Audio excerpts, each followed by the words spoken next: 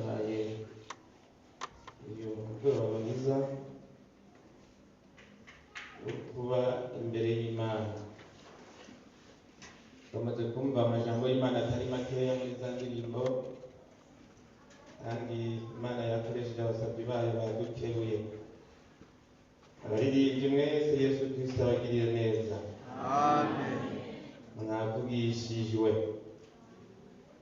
Dusome ijambo ry'Imana mu butumwa bwiza uko bwanditswe na Matayo, ibice 6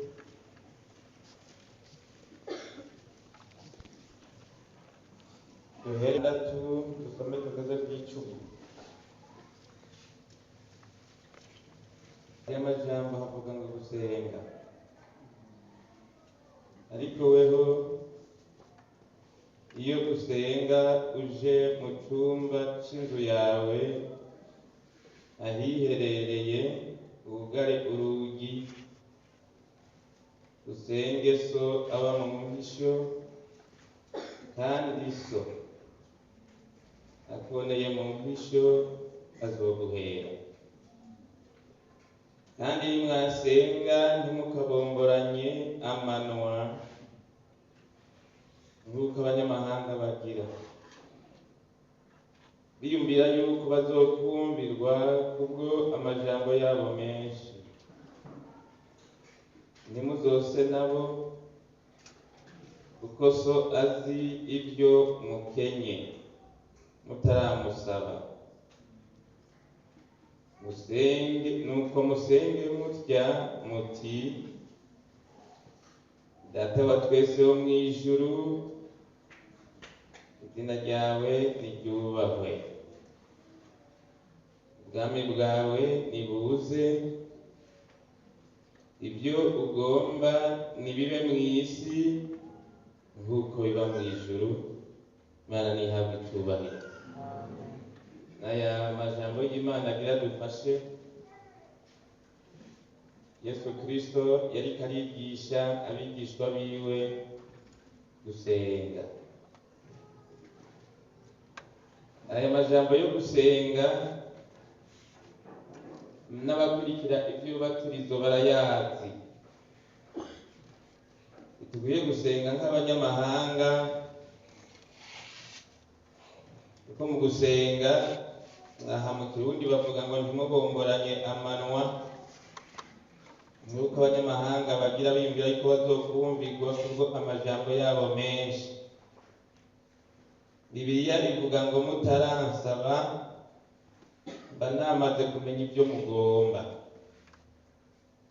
Hanyuma rero mu rurimi rw'Igifaransa havuga ngo iyo dusenga ntituvuga amajambo menshi. Aha bavuga ngo kubomboranya amanwa. Iyo Mana naho tuvuga menshi, ivuga ngo n'ibyo mutansabye ndabibahereye ubuntu. Kuko ijambo ry'Imana rivuga ko aha ntacyo tubivuga ko cyane, ariko ijambo ry'Imana rivuga ngo nuko musenge mutya muti: Data wa twese wo mu ijuru, izina ryawe niryubahwe, hafi 10, ubwami bwawe nibuze, ibyo ugomba nibibe mu isi nk'uko biba mu ijuru. Isi yagizwe nsha, niho hazocika iwacu. Yesu nashimwe, nashimwe kandi.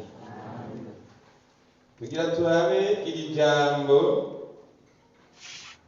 rivuga ngo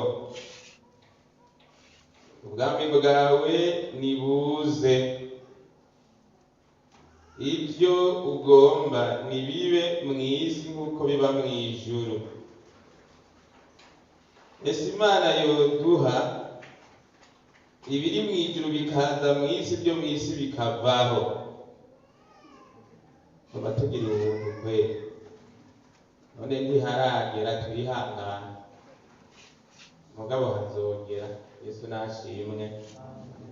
ariko hano yavuze ngo ubwami bwawe buze. Uyu munsi dusabe ubwami bw'Imana bube muri twebwe. Yesu ntashimwe.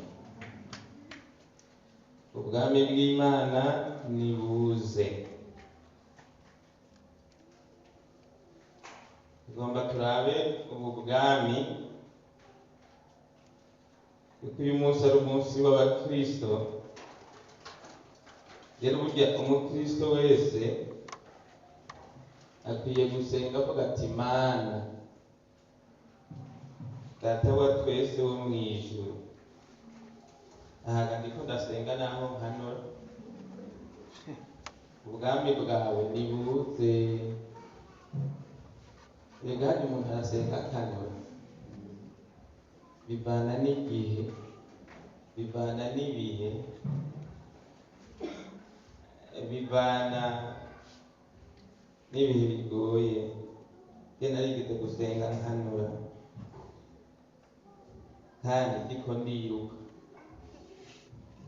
Kwiruka ibyo nibyo wumva, reka ndabivuge mu Kiswahili, kwiruka pana mchezo. Ndiko ndasenga kandi Imana yaranyumviye. Nuwo twari kumwe bace bamutera icumu baramugusha,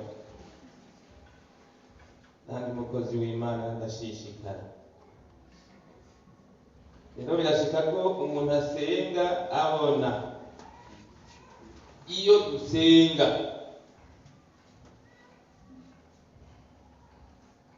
basenga uti Mana yo mu ijuru, ubwami bwawe nibuze muri jewe. Iyo dufise ubwami bw'Imana muri twebwe, tuba ibikoresho by'Imana. Iyo dufise ubwami bw'Imana muri twebwe, Imana iba iri muri twebwe. Imana nigufashe cyane. Ubu bwami tubuhabwa no gusenga, kandi ubu bwami ababufise no bazokumva inzamba yindi y'inkebuzo imwe itazokumva na bose. Abagabo bafise ubu bwami bw'Imana buri muri bo no bazosanganira umwami wabo mu kirere.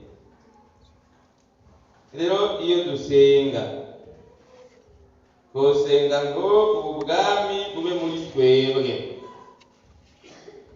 Iyo umuntu afise ubu bwami mu bugingo bwiwe ntagaciganza. Mugabo Yesu Kristo aba yaragiye agashinga idarapo muri we, avuga ngo ntuciganza uragabwa. Imana nidufashe cyane. Rero twosenga, umuntu wese akisengera, kuko twese turiko tuja mu ijuru. Ubu bwami bw'Imana bube muri twebwe. Yesu Kristo nashimwe.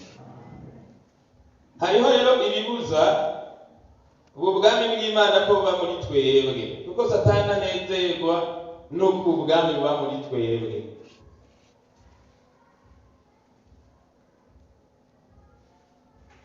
Ubutumwa bwiza uko bwanditswe na Matayo, hariho ibibuza ubu bwami bw'Imana ko buba muri twebwe. Ubutumwa bwiza uko bwanditswe na Matayo, ibice 21 umurongo w'umunani wa 28, 21:28.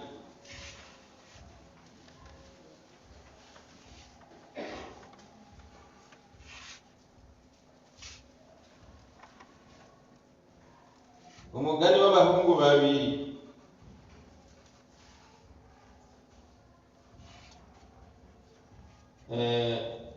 Muvyumva gute?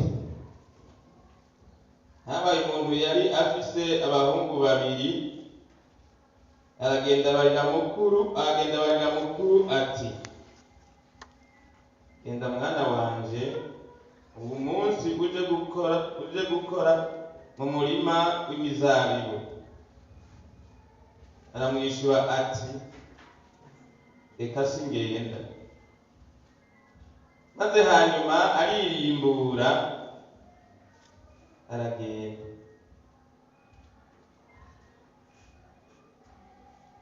Mirongo itatu aja kuwa kabiri amubwira kuno aramwishyura ati ndagiye mubyeyi, ntiyajayo. None muri abo bombi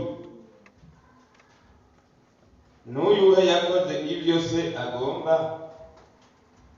Baramwishyura bati n'uwa mbere. Yesu arababwira ati ndababwira ukuri yuko abatoza kori n'abasambanyikazi babatanga kwinjira mu bwami bw'Imana. Kuko Yohana yaje muri mwebwe agendera mu nzira yo kugororoka, kandi ntimwamwemera. Ariko abatoza kori n'abasambanyikazi baramwemeye. Namwe mubibonye no hanyuma ntimwirimbura ngo mumwemere. Imana nidufashe cyane. Hariho ibibuza abantu ubu bwami bw'Imana ko buba muri bo, nukutirimbura. Burya bivuga ngo tuba twebwe twisuzuma, mbega ntitwiyizi. Natwese turaba Kristo by'ukuri, umuntu wese ariyizi. None se by'ukuri umuntu wese ariyizi, ari icyo wasize ku ngoma ukacimika, niko mvuga icyaha. Muri ibyo yavuze ngo shita Yesu mu mutima, itaba ijambo ryiwe. Hari icyakubujije gushita Yesu Kristo mu mutima wawe, icyo urakizi.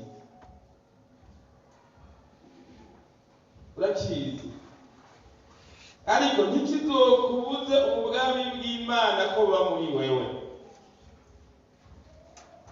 Kwirimbura, umuntu wese akwiye kwirimbura. Iyo utirimbura, ubwami bw'Imana urabuhomba. Ubu buri mu mitima yacu. Ijambo ry'Imana ryerekanye umugani w'abahungu babiri. Ni umugani Yesu yaciye, kandi umugani ugana kari. None si kandi aho gucirwa umugani ni mwebwe mukuze. Umwana we yumva umugani abona ibisanzwe. Ubwo umuntu akuze avuga ati ntabwo uyu mugani gatatawica cyo kuba bakuze. Iyo umwana w'umuhungu baramutuma ati jya mu murima w'imizabibu ugende ukore. Ni kubera iki? Ndazi benshi muri mwebwe ntimurima. Ni kuko umuntu abagara indimyo yiwe, ni ukugira ngo bijya byatsi ntibyonke bijya biterwa. None si ni ukugira ngo bijya biterwa bivyibuhe, nawe uzogira icyo uronse. Yesu Kristo natwongere inkomezi. Genda mu murima ukore muri uriya muzabibu. Baramwishyura ati reka singenda. Maze hanyuma aririmbura acagirana aragenda. Ubwa mbere yarahakanye, ubwo umuntu baribwira ati by'ukuri nagabiye umubyeyi, none ndagiye. Wa wundi yavuze ngo Yesu ndagomba guhaguka, singipfa nsubiye kwangara. Umwami Yesu ngirira ikigongo. Erega Imana ni nyembabazi. Umuntu iyo yirimbuye, uyu yaririmbuye kugira ngo ubwami bw'Imana umuvumemo. Aririmbura ati ndemeye, ndagiye mu bikorwa, ndemeye ndagiye gukorera Imana, ndemeye ndagiye mbagarire bijya biterwa noye kugaba.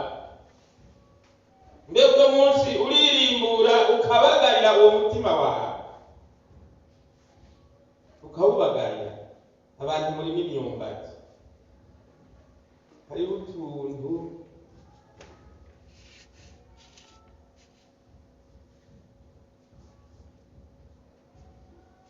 dukunda kumera ku biterwa by'imyumbati.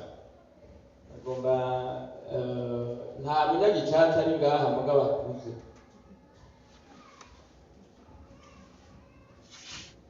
Ariko ndabaza hari akantu usanga karasimbiye ku giterwa. Icyo giterwa ntigenda gitoye umubiri. Kandi bavuga ngo nta miti kagira, ngo ntikagira aho kamerera, bongo karahafise.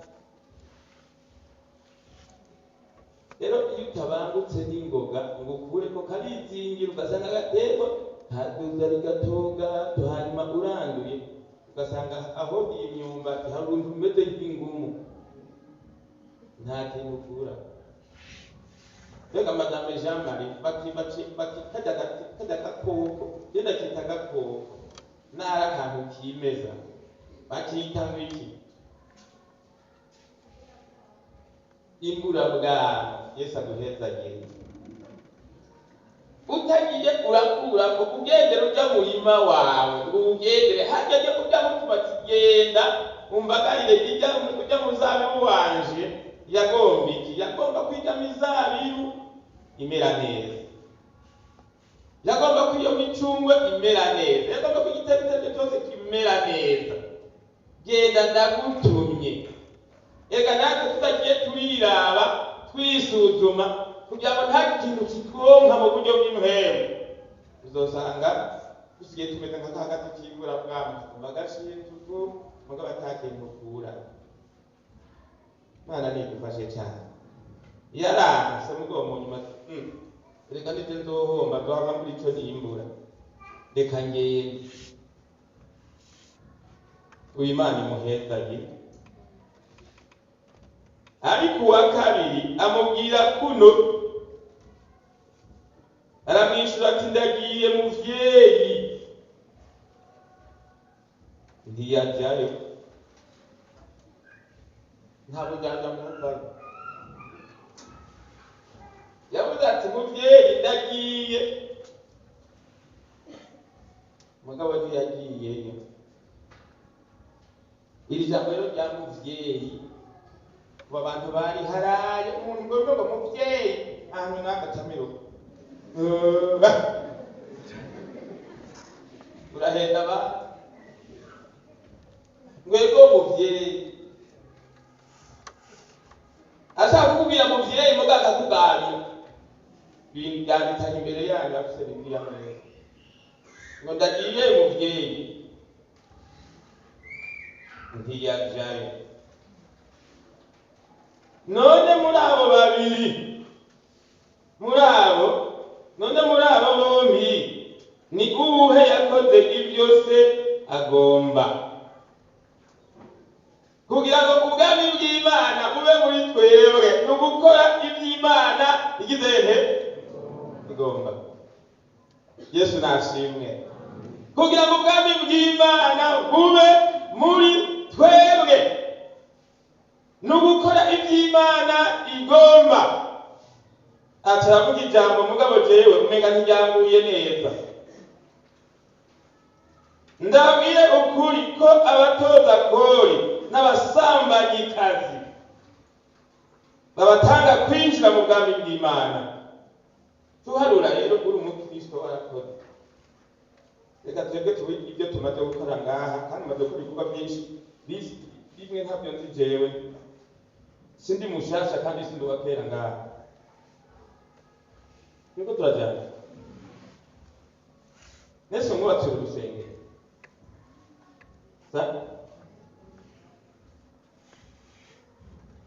Ndibaza ko mwabwinjiye ari amatete. Aha yari amatete mwe umutarara. N'umuntu waragiye batumutora uti ngo hari icyo nakubwiye. Urabona ngo nibyo kumwe. Nika bari ngaha utabona ibikorwa mwakoze. Yesu abahezagire. Kubaka sima tapi rouge intebe nziza amashurwe y'ubugingo apana y'amapirata. Ibintu byose bitameze neza mwara uhabira ibikorwa mwakoze ugaca wumva ngo abatoza kori n'abamaraya barabatanze mu ijuru, ubwo ntiborira.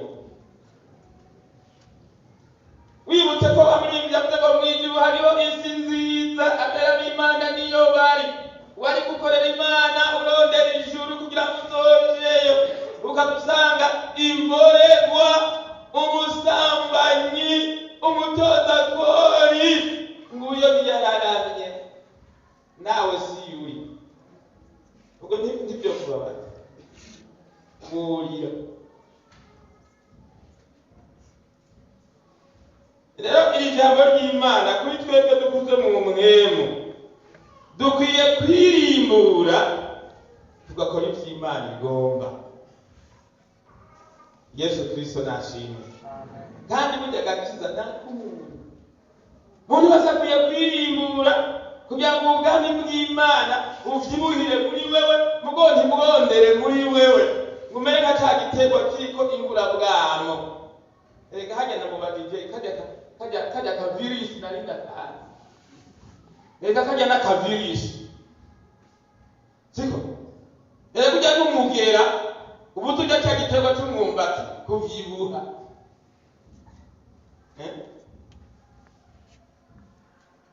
rero natwe twirabe mu bugingo bwacu ko turiko turaja mu ijuru. Aba bantu bariko baravuga ntibadutange mu bwami bwo mu ijuru.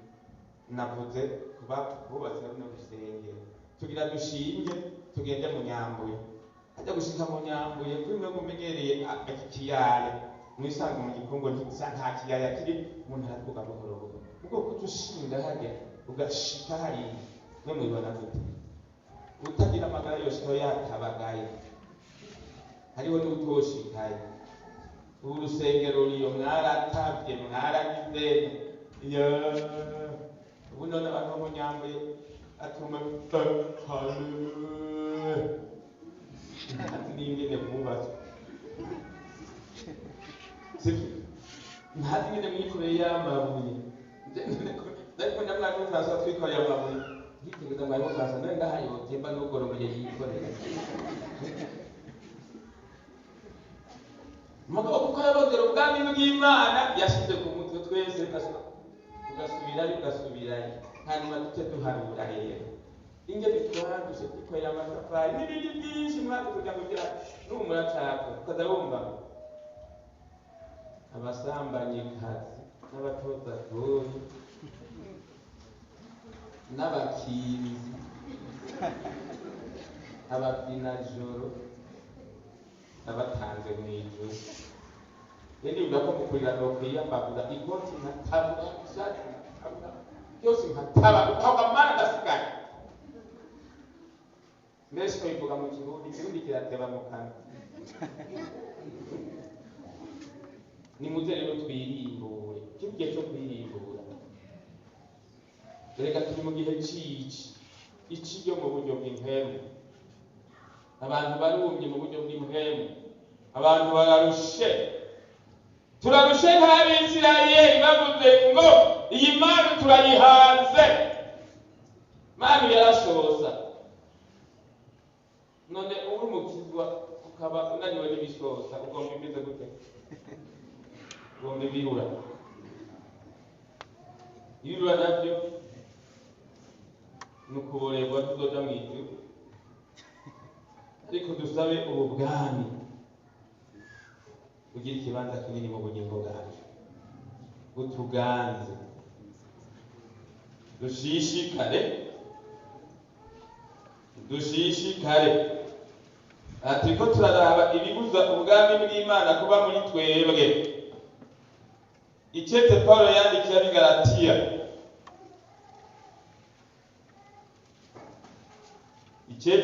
yandikiye ab'Igalatiya,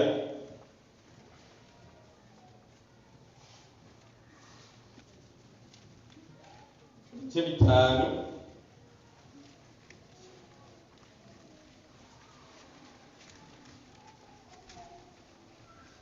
umurongo umurongo wa 19. kugira ngo tubyumve neza, duhere ku murongo wa 16. Ubugingo bwo muri mpemu, ndavuga nti mugendeshwe na mpemu, no mutazoshitsa ibyo akamemere kanyu kifuza, kuko akamemere kifuza ibyo mpemu yanka, kandi mpemu yifuza ibyo akamemere kanka, kuko ibyo bihiganwa ngo ntimukore ibyo mugomba. Ariko namba murongorwa na mpemu, ntimuganzwa n'ibyagezwe. Kandi ibikorwa by'akamemere kacu biramenyekana, ni ibi: ubushurashuzi, ibihumanya, iby'isoni nke, gusenga ibigirwamana, uburozi, ubwasi, intonganya, ishari, ishavu, ikeba, kwitandukanya ibice. Kuri 21, inzigo, kuboregwa, kudandahirwa n'ibindi bene ibyo. Ibyo ndabibaburiye kuko ndabibaburiye kera yuko abakora ibisa bityo batazoragwa ubwami bw'Imana. Twahagaze ku ijambo ry'ubwami bw'Imana, ntitwobidondora byose, twabyumvise. Umuntu acagerageza kwikingira kugira ngo ntiyanduze ubu bwami bw'Imana. Erega buri muri twebwe, haleluya. Erega turabugendana, uri muri bisi ubu ubufise, uri kwikinga urabufise, uri kuri moto. Erega indambi zovuga ko bari kwikinga, abandi kuri moto, abandi mu mabisi atandukanye, abandi bari mu ndege. Zambi zoci umukozi w'Imana Pawulo acagerageza gukebura abigalatiya, kuko abigalatiya bari batangiye mu bintu by'imwemu, baca basozerera mu by'umubiri. none ubwo batango sa baraho twega turabakristo, hajya batanguriye mu by'imwemu ugasozerera mu by'umubiri. Biragoye, biragoye.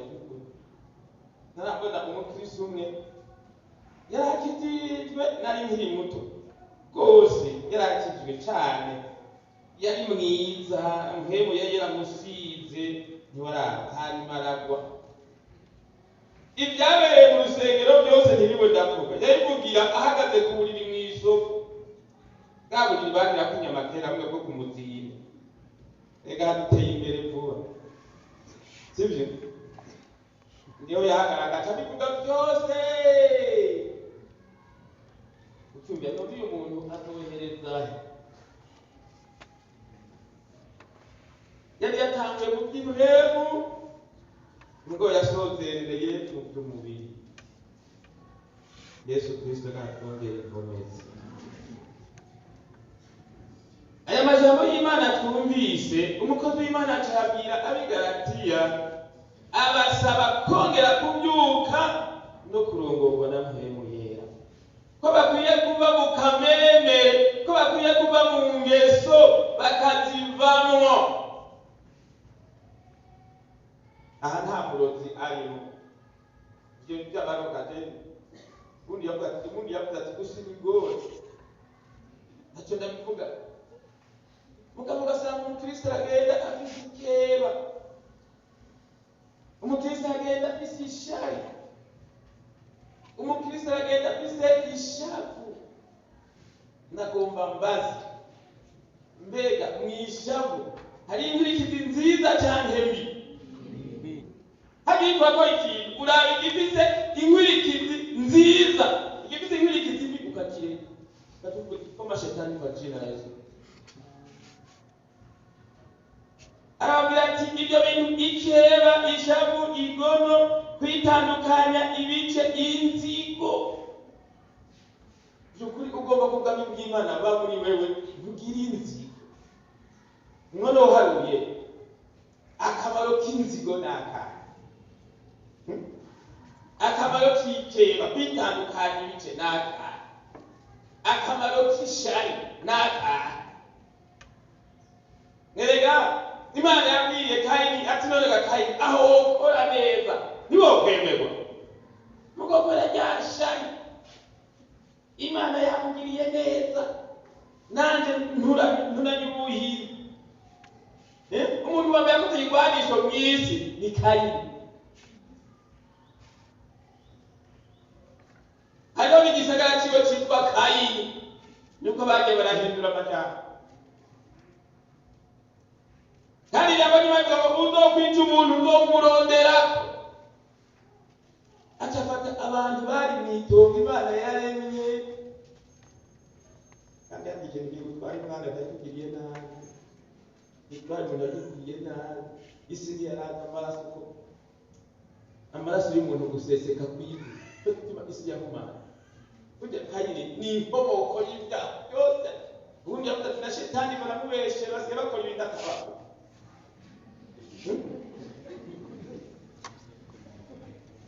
Erega witegereje niki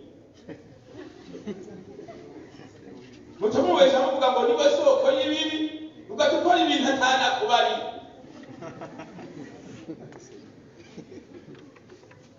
None nkabijya bisigaye bikoza bivuze nabi ntabesere Shetani. Amugurukira ko bavukana amaraso amwe barapfuye. Ibyo yabikoze kuko ubwami bw'Imana butari muri we, kandi burya ntiyayumvise mu mbega wokora neza ntiwokwemerwa. None yacarindira akadubura.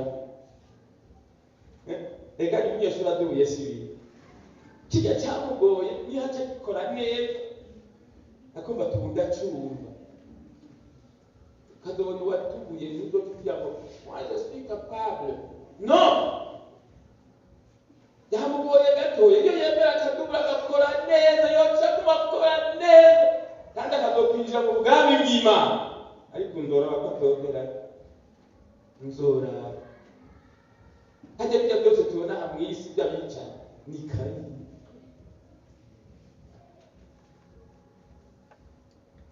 Kubera iki yagize ishari na Kristo ntutogire ishari rya mugenzi wawe.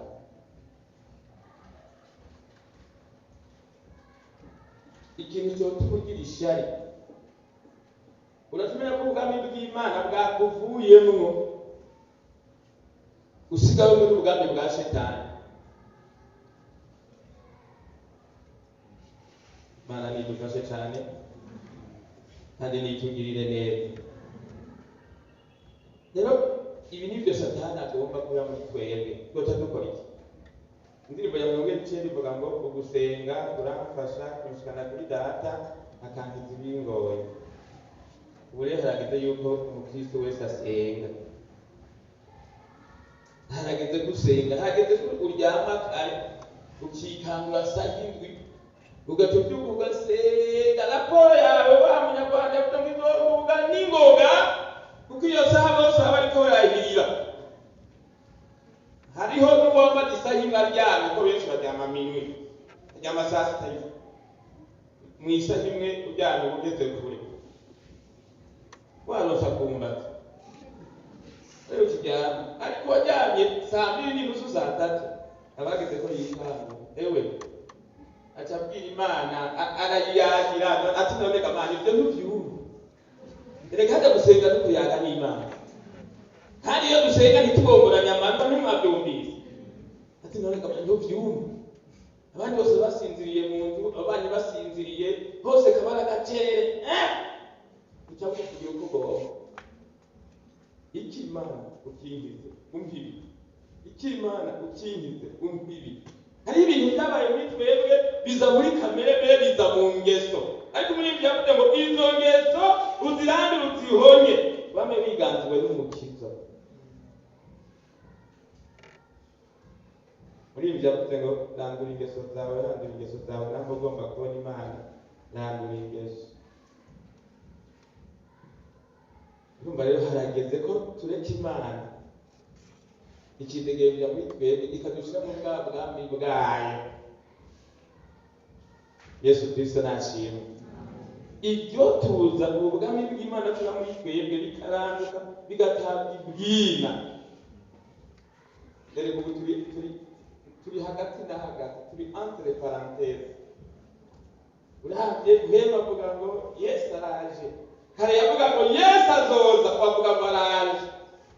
Nituzi umunsi cyane isaha abaririmbyi batubije gusinzira, none se batubije gusinzira. Erega sijyatero ryo kuruhuka umuntu yarusha, ibya bindi dusinziriramo biri muri ingeso z'akamere. Usanga umukristo yabisinziririyemwo, hanyuma akazohava ahomba ibyo yakoze, tukazohomba ijuru. Umupasiteri niwe basengeye ahantu hamwe, baramusengera yararwaye, yongera aragaruka. Reka ishengero rifite ububasha bwo kuboha no kubohoza. Hanyuma basubiye gusenga, ijwi riravuga iti uyu muntu naho muriko muramugarura mu isi hakazogira icyo azoba, nzomubabaza bose nyene. Abasubiye gusenga ngo Mana mugarukane, oya yaciye yigiye. None ko mwari murekuye aho turiko turajana. Imana nidufashe kandi. Ego basenga bari mu bwami bw'Imana, numva ko bayaga n'Imana, bari bafashe baragumye, no bagumya bo bataganza. Erega mwebwe muganzwa n'Imana, muganzwa na Yesu Kristo, murongorwa na Mpwemu Yera. Ariko usanga umuntu araja. Imana nidufashe kandi nitugirire neza. Urabe rero mu bugingo bwawe ibi twasomye ngaho wewe warabyiyambuye, kuko ntawe uzi umunsi cyangwa isaha. Imana nidufashe cyane. Uno munsi turakunda muri Matayo cyane, dusubire amajambo yavuzwe na Yesu Kristo.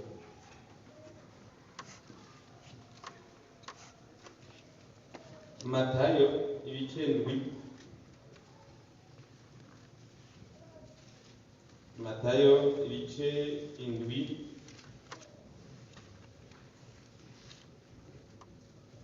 ku murongo wa 21.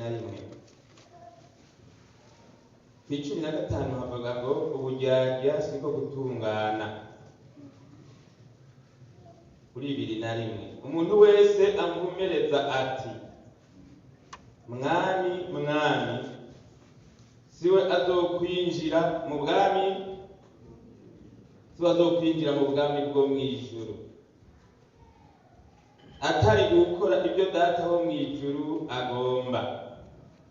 Kuri wa munsi benshi bazombwira bati mwami mwami, ntitwavugishwa n'Imana mu izina ryawe, ntitwasenda abadayimoni mu izina ryawe, ntitwakora ibitangaza byinshi mu izina ryawe. Niho nzobajinjiburira nti ntaho nigeze mbamenya, mviraho mwabakora ibitiramwe. Imana nidufashe cyane. Umuntu wese amuvumereza, ikindi kirundi kiryoshe kuko umuntu wese amuvumereza ati mwami mwami, siwe azokwinjira mu bwami bw'Imana. Twahagaze ku ijambo ry'ubwami bw'Imana. Ubwami bwawe nibuze.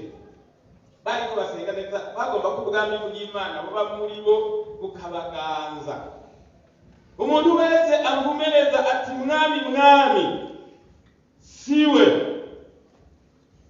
azokwinjira mu bwami bwo mw'ijuru, atari gukora ibyo Data wo mw'ijuru agomba.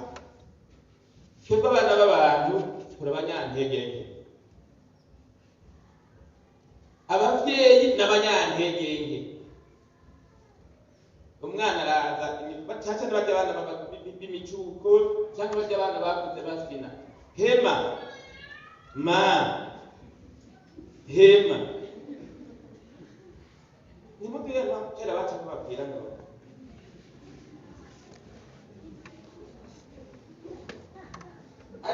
atarakumviriza ma hema icyo gifunye cy'umwana atarakumviriza ma hema ma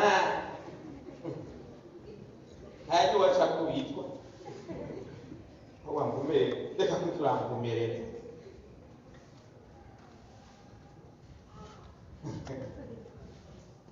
urashaka kuja imbere y'Imana katavuga mana mugabe ufise ibintu bingana uko by'umuzigo utatuye ari mama ukayivumereza nayo ikaraba iti banza uture ibyo turi iyo nzigo turi iryo shari turi urwo rwango hari umuntu atanezererwa no kubona uwundi n'ubundi yavuze ati ndakwanga ntakiyeho hano yari gukiriza nawe ukazawimyira mugari kararirimba umenya ijuru ry'aha hari abantu bafite ibihugu bimeze neza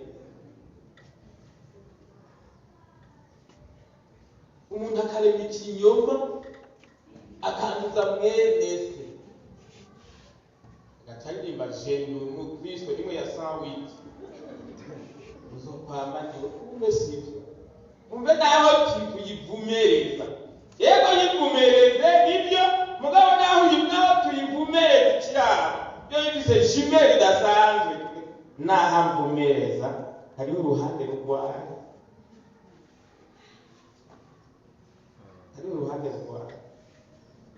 hari n'abategana imitego ndibaza abashinga ntayo bari imbere yanje n'aba n'iyi misore ndibaza nta muhungu yakuze adateze umutego afatisha inkware afatisha inuma afatisha iseke ikirogore rya n'izindi nyoni nyinshi bategereza gutegukanyege tujya mu bwoko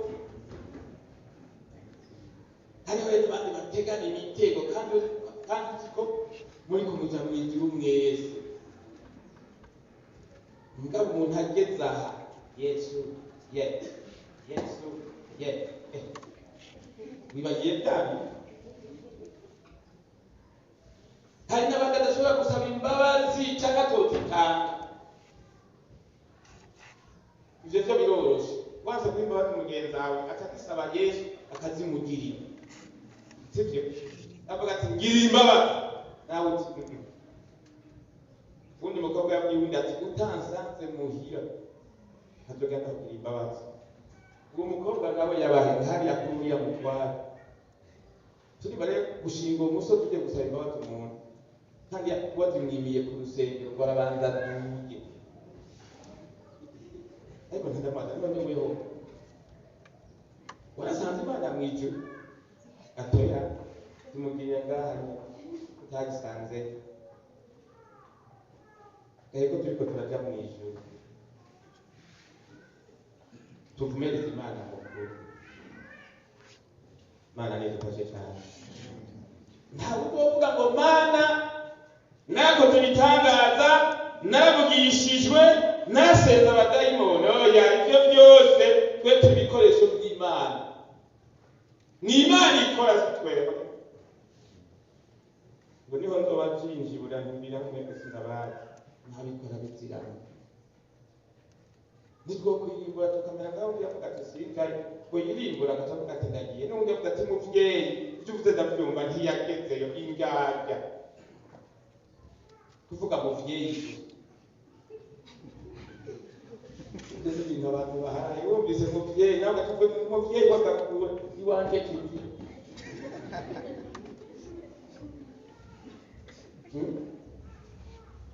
nimuze dukora ivy'Imana igomba ubwami bw'Imana bube muri twebwe so muri igitabo cya Yakobo duce turangiza Yakobo igice cya mbere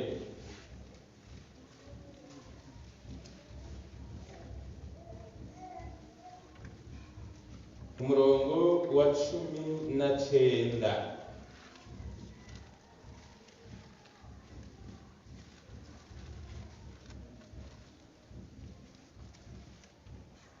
ku kuba igice cya mbere ku murongo wa 19. Ibyo murabizi, hano havuga ngo idini nyakuri. Ibyo murabizi bene data, ukunda umuntu wese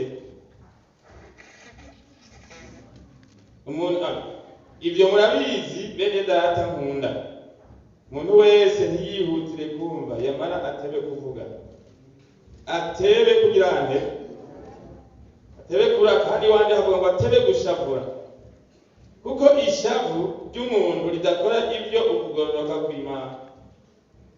Ni kimwe navuga nti mwishavu nta kamaro kabamwo. Mwishavu havuga ngo ico wawe ndakureka. Nuko rero mwiyambure imyanda yose n'ububi busigaye, mwakirane ubugwaneza ijambo ritewe muri mwebwe, rishobora gukiza ubugingo bwanyu. Kandi mube abakora ibyo iryo jambo, ntimube abaryumva gusa mwibeshe. Nuko uwumva iryo jambo ntarikore ameze nk'umuntu yirabiye mu cirore mu maso yiwe yakukanye, amaze kuyiraba akagenda, uwo mwanya agaca yiyibagira uko asa. Ariko uwitegereza ibyagezwe bitunganye rwose, ari byo by'umwidegemvyo, akabishishikara, atari uwumva akavyibagira, ariko ari ubikora, niwe azohabwa umugisha ku byo abikora. Imana nidufashe cyane. Muri ayo majambo ndabondera iri jambo riri ku murongo wa 21 duce turangiza. Nuko rero mwiyambure imyanda yose n'ububi busigaye, mwakirane ubugwaneza ijambo ritewe muri twebwe, rishobora gukiza ubugingo bwacu. Twiyambure ububi busigaye.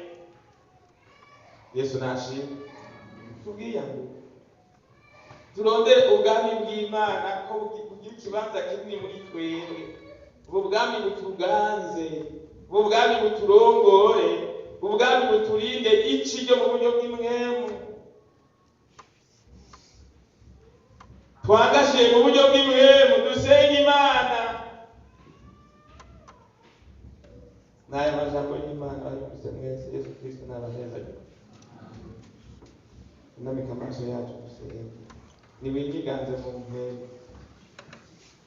Mbega ubwo bwami buva muri twese, mbega nta cyabujije ryashavu na ryashaye na ryako no kutanezerwa mugenza byarakigoye. Babajwe nuko Imana yahezagiye naka, kumwe Kayini byabara nuko Imana yahezagiye Abeli, yacagirisha ari n'ibgodo n'urwano, ati nzoruhuka ndamwishe. Urera hari namba batiyibirije kuronka. Dusenge kugira ngo ubwami bw'Imana bube muri twebwe.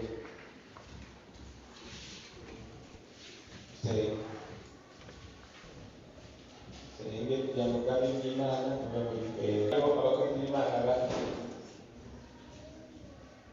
ariko yabwe mupfukame twibwire Yesu, nibaronka akanya ubwo kuyagisha kuyage n'abakozi b'Imana. Ariko ubu ubivuge buhoro buhoro na mugenzi wawe ntakumve, mu kuranga kuko Imana igirira imbabazi. Mana yo mu ijuru,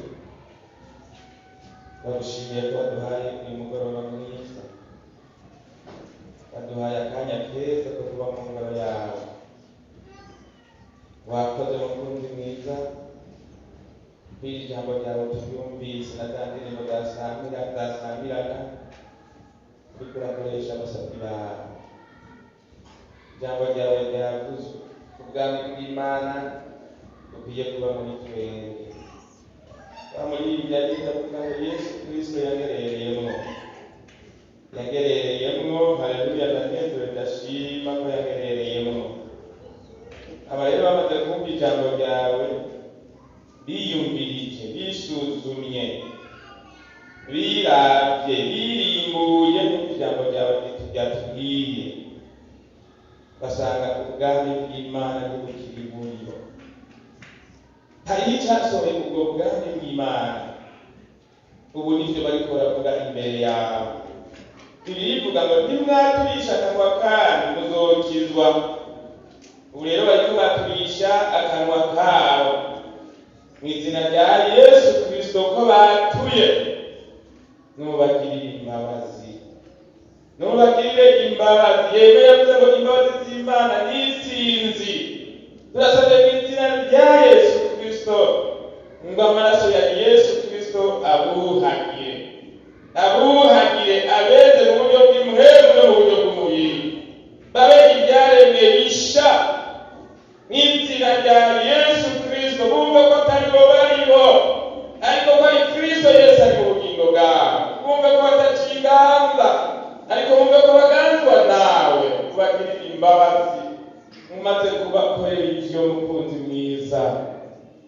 Muri ibi byavuze ngo saha nyene hari ahantu nagomba kuhashitsa. Utubaye intambuko yo kwigira imbere mu buryo bw'umuhemu. Iby'umuhemu bibogaboge mu bugingo bwawe, barongorwe na muhemu yera. Jambo ryitwa ngo barongorwa na muhemu nibo bana b'Imana. Ubaye kurongorwa na muhemu yera, ubwami bw'Imana bube muri bo, ubwami bw'Imana bubaganze.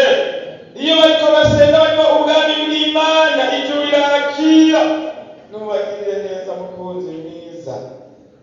Babe hano bumva ko bahinduriwe, bumva ko ari ibyaremwe bishasha, bumva ko batacigana ariko baganzwa nawe. None urakoze kubagiriye imbabazi, kandi urakoze kubahaye kurongorwa na muhemu yera.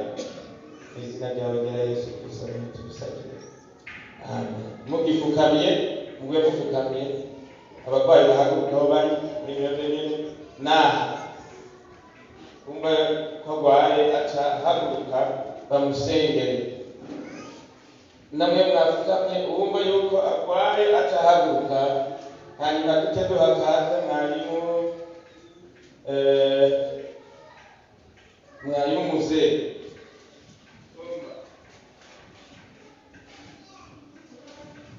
Mana data wa twese byagiye ahera mu ijoro, nyakubahwa Yesu Kristo, turagushima mukunzi mwiza ko watugiriye neza ukadutera iteka. Ijoro ryawe rikaba ryamaze kumva amajambo yawe, rimaze kumva amajambo yawe ngiri ryapfukamye imbere yawe, ryaje gutakamba, ryaje gusaba imbabazi mu izina rya Yesu Kristo.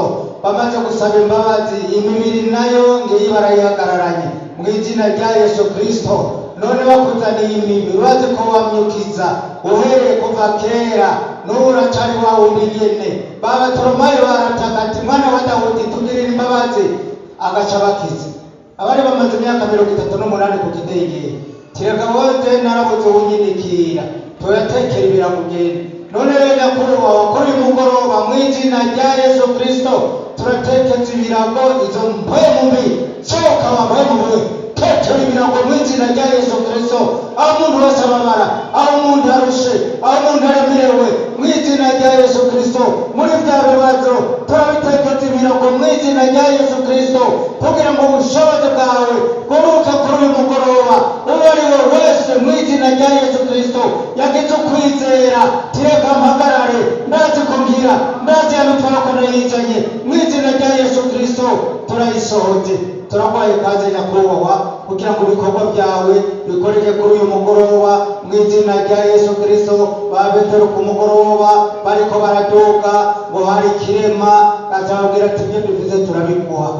Bazabwira ati baduka mu izina rya Yesu. Turabadukishije ibyo bibazo, turabadukishije izo wara, turabadukishije icyo kintu cyose kibi mu izina rya Yesu Kristo, kugira ngo ubushobozi bwawe kuri uyu mugoroba utugendere, ukore, uwo ari we wese umukorere mu izina rya Yesu Kristo, kugira ngo ubushobozi bwawe bukore.